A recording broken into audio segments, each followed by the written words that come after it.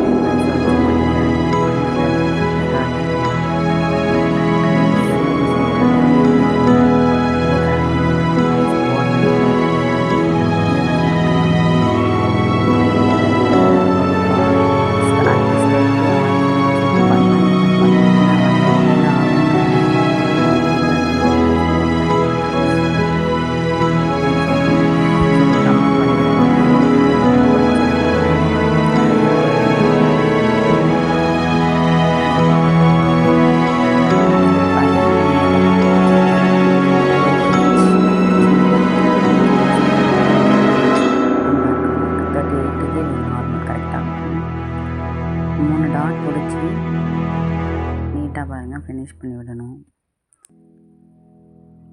உங்களுக்கு ஏதாவது டவுட் இருந்தாலும் எனக்கு கமெண்ட் பண்ணுங்கள், நான் பதில் சொல்கிறேன்.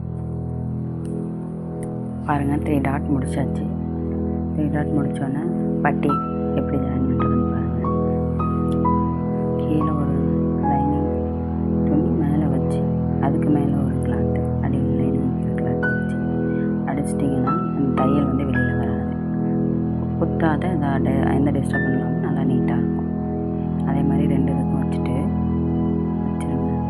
பாருங்கள், ஃபினிஷிங் பாருங்கள். பின்னாடி தையல் 2த்தையும் க்ளோஸ் பண்ணி ஒரு தையல் போட்டுருங்க. ப்ளவுஸ் நீட்டாக ஃபினிஷ் ஆகும் பாருங்கள். தையல் ஸ்டிச்சிங் தையல் எதுவுமே அங்கே இல்லை பாருங்கள், நீட்டாக இருக்குது.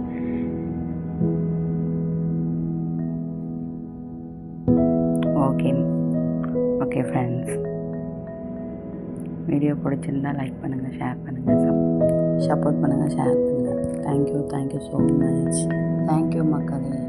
நான் பேசுனது ஏதாவது தப்பாக இருந்தால் எனக்கு மன்னிச்சிடுங்க. சாரி. எது தப்பாக இருந்தாலும் சொல்லுங்கள்.